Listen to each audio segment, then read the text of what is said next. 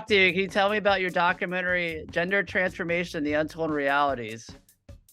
Yes, cool. Yeah, I was approached by the Epoch Times Mm. uh, to they wanted to expound and look at the subject of transgender and see what's to explore in this area. So Mhm. that was like it's a very wide subject, and it's also I mean a bit controversial.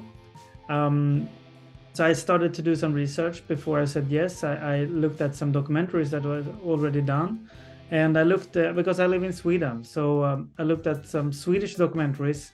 Actually, it's like a more like a reportage. It's 50 minutes long, and actually it's made by the Swedish state television. They made three of them, and the Mhm. latest one it's called the Trans Children, and they go in depth in what really happens when children start to take puberty blockers and then cross hormones, and look at the side effects, because there's been a lot of documentaries, and they are like they are looking at the lifestyle itself, and but there's quite a few, not so many that actually like look at what really happens to the body and the science behind it. Mhm. But this reportage was really inspiring, because inspiring is actually the wrong word, because when I looked at it after watching like 50 minutes of it, I was like shocked actually, and because I understood that there's so many children today that are given these puberty blockers and then cross hormones, and especially puberty blockers when you start on them, and after going for some years, many go on for 2 years, even longer actually, when you should not go on longer for 2 years, definitely not. But then you see how it actually affects the body. So the bone marrow, the skeleton in the body, it becomes weaker, much weaker. So was one of these people, one girl, like 13, 14 years old when she started, now 15, 16 years old.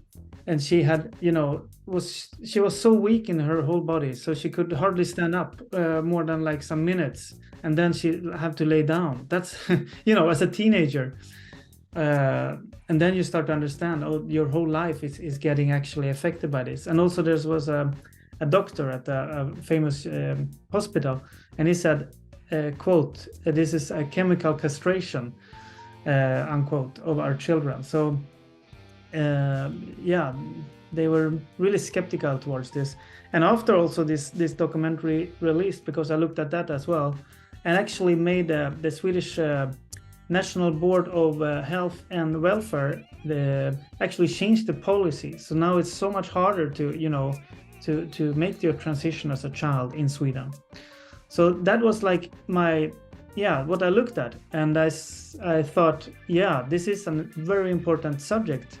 I want to do this for the Epoch Times, and let's do it, and let's do it like a more international approach, because I mean Sweden is Sweden, it's a small country, but so I looked at the US and also other countries as well. But and then I saw that, oh, in some states, for example in California, it's widely promoted. It's very, I mean, you can even get lose your custody if you don't agree with it.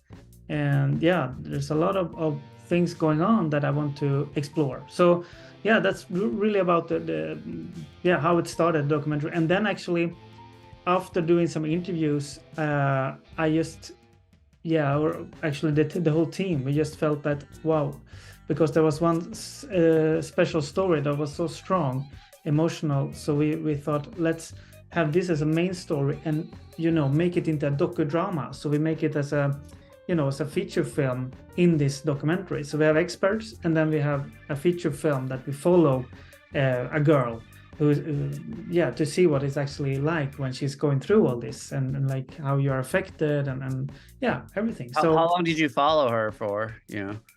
No, it's we made the interviews, and then we made the enactment. So it's a dramatization. So we made it as a true story, but it's following her for about 3 or 4 years of her life, and then it ends in a very tragic way. So and then we make it into segments of her life, and in between we have these experts, also expounding how can it be like this way, how so we can understand the story from their view as well. So yeah. So basically you're showing that, hey, there's some side effects from teenagers going on this stuff, but at the same time you're not saying, hey, trans lifestyle isn't bad or anything. He's probably just need to go on this pills and later in life, I assume, right? Is that what you're basically the documentary is trying to say or show? Or yeah, it's showing the realities of people who have been through this, and there's also a lot of people regretting their decision, and for many, it's also irreversible. They have means for life. It's like it had even if they just went on testosterone for maybe half a year, or it still affect their whole life. Problems with peeing, whatever. It's like there's a lot, and we also have like some doctors that can tell about what's actually happening in the body when you're going through this, like, so you can really understand the realities of it and how the mechanism behind it. So we actually also follow like the money trail and see that this is actually also an industry. There's these surgeries, there's someone making a lot of people making a lot of money on these children actually, and both on the puberty blockers, the cross hormones, and the surgeries. So that's also a trail that we kind of follow. When we follow this story, you see when you start also make the surgeries, and then we follow another trail and journalists speaking about what's actually going on when it comes to the profit. Yeah.